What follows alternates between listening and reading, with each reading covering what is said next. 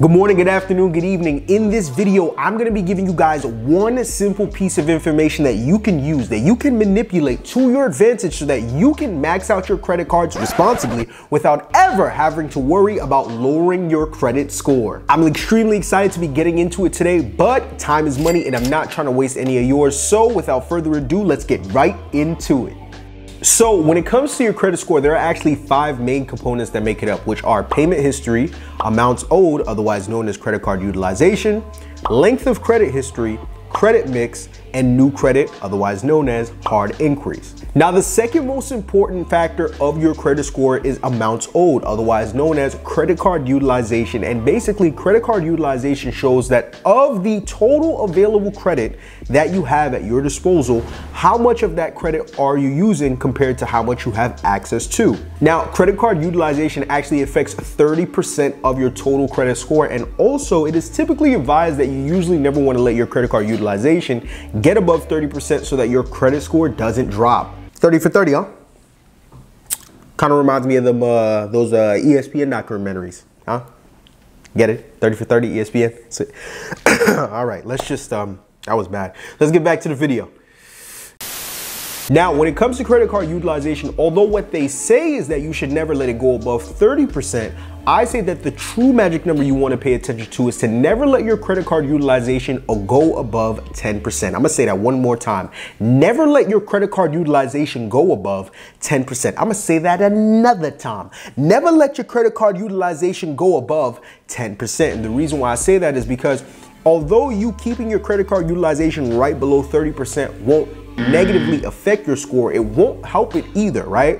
Whereas when you keep your credit card utilization below 10%, it's actually optimally affecting your score. In other words, keeping your credit card utilization right below 10% will actually help to increase your score. Now, with me spewing all of this information, I already know what you're thinking from the other end of the screen. Like, okay, Marv, thank you for all of this information. But what does all of this mumbo jumbo have to do with me maxing out my credit card? I'm trying to get to the value. What does all this information have to do with me maxing out my credit card? See, that's your problem. You're too fast, you're too hot, you're too spicy. Slow it down. Let me walk and talk you through this thing the right way, all right? We good? All right, relax yourself. Let me get to it. I'm getting there. You can't get to the fun stuff without first understanding and mastering the fundamentals. And when it comes to us learning how to manipulate us maxing out our credit cards without having to worry about our score dropping, we need to understand the fundamentals of credit card utilization, but also we also need to know about something that is called the statement date. Now, everybody from your auntie to your cousin to your brothers to your mammy to that ex that you, for whatever reason, just can't seem to get over knows exactly what a payment due date for a credit card is, right? Simply put, it is the date in which the payment for that credit card is due, right? But not all of us know what exactly is a statement date and how we can use it to our advantage so that we can max out our credit cards without having to worry about lowering our credit scores. And in this video, I'm gonna help you guys understand what exactly that is. So, simply put, a statement date is the date in which your credit card provider takes whatever the balance that is showing on your credit card is on that exact date and reports that balance to show on your credit report to the 3 credit reporting agencies, which are Experian, TransUnion, and yes, Equifax. Equifax, if you're watching this, if I see you walking down the street, because you know me, you got beef. If I see you walking down the street, I'm putting hands and feet on you. I'm gonna slap box you with my bare feet. And then after that, I'm gonna slap box you with my bare hands. I don't like you. I don't like anything about you. I don't like that earthy red color that your logo represents. I don't like the fact that you live in Atlanta, that your headquarters is in Atlanta. I don't like that. I don't like any of the people that you got working at your headquarters. And if I see you, I'm putting you through a table. That's a message to you, Equifax. I'm coming for your neck. Equifax, I'm coming for your neck. But back to statement date, it's important for us to know our statement date because let's say you have a credit card with an overall limit of $1,000, all right? Understanding your statement date is important because if you have a credit card with an overall limit of $1,000 and let's say for the majority of the month you've carried a balance on there of about $100, right? But your statement date for that credit card is the 22nd, and by the time the 22nd comes, let's say you run that credit card up from $100 to $800. It doesn't matter to that credit card company that for the majority of the month you had a balance of $100. Because on the 22nd, the balance that was showing was $800, they're going to take that exact balance and report it to Experian, TransUnion, and Equifax, showing on your credit report. Boom. But why is this important, Marv? I'm explaining to you why it's important. It's important because whenever I tell people that they should optimally never look to have their credit card utilization go above 10%, they automatically get discouraged. And the first thing they start saying out loud is, oh my goodness, what, you mean my credit card utilization can't go over 10%? You mean to tell me that if I get a credit card with a $1,000 limit, I can only use up to $100 of that credit card? That's trash, Marv. Boo, boo, tomato, tomato, boo. Marv, I'm throwing francs. I'm throwing imaginary francs. I'm throwing imaginary hot dogs at the screen because that's trash. Boo, it's garbage. Boo, bring us another one. We hate it here. Boo. But slow your roll there, Tanisha. Once again, this is exactly why I took the time, the energy, and the liberty of breaking down and explaining credit card utilization and statement dates, because once we have the fundamental understanding of both statement dates and credit card utilization, we can manipulate both of these things to our advantage so that we don't have to worry about keeping our credit card utilization below 10%. This will allow us to use our entire balance responsibly, all while making sure we maintain a certain utilization so that our credit card utilization never negatively affects our score. How can we do this? I'm glad you asked, Devontae. Allow me to break it down.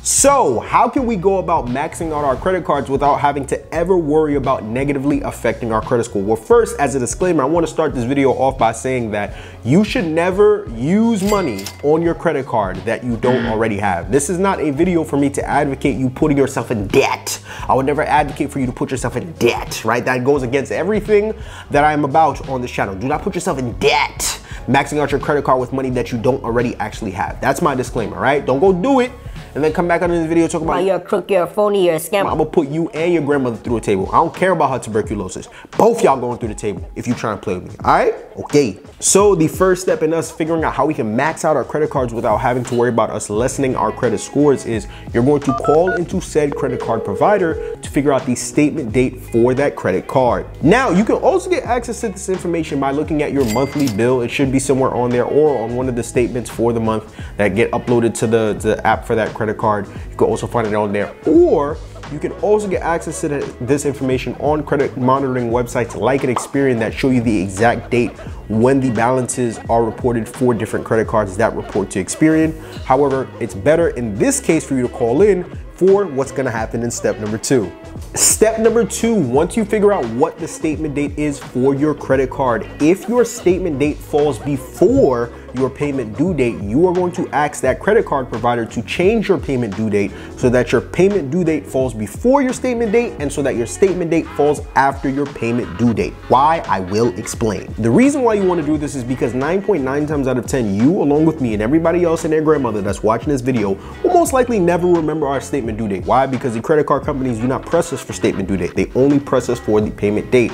However, one thing that we can use and do, and a lot of people didn't even know this, you can actually change the date in which you make the payments, your monthly payments for your credit card. And since that's the case, you want to make it so that your payment due date falls before your statement date so that when it comes time for you to pay your credit card on time, because you're making sure you're paying your credit card on time, because if you don't, I'm putting you through a table. You want to make sure that when it comes time for you to pay your monthly payment due date for that credit card, you're killing two birds with one stone, right? On one hand, you're paying your bills so that you're staying on top of your payment history for that credit card, but then also, somewhere in the back of your mind, like, all right, I don't necessarily remember what day my statement date is, but I know it's probably a couple of days after my payment due date. Let me also make sure I'm paying my balance down to a certain point to where my utilization will reflect 10% or less, so that this balance, by the time when that statement date comes, will reflect that my utilization is below 10%, and that when the credit card company takes that balance and reports it to the credit reporting agencies, it's not negatively affecting my score. So in turn, you making your payment due date happen before your statement date will allow you once again to kill two birds with one stone. You pay your bill on time, you pay your balance down to a point to where it's below 2% utilized, 10% utilization. This in turn makes it so that you can max out your credit card up to whatever balance you want to without having to worry about that balance reporting to your credit report, thus keeping your credit score high. You're able to use as much of your balance as you want to responsibly, and everybody at the end of it all is happy. But that concludes it all for this video. I sincerely do hope this step-by-step process and breakdown understanding of how to max out your credit card without having to lessen your credit score truly did help you. And if it did, but you haven't already, please take a second, take a minute, take an hour out of your day right here, right now to just go ahead and slap that like button and show this video some love. It really does help a lot with the YouTube algorithm in terms of pushing the video out there so that more and more people can see it. But as always, I'm Marvin Francois. Y'all have been good. I've been great. This has been amazing. And as always, thank you and God bless. Peace.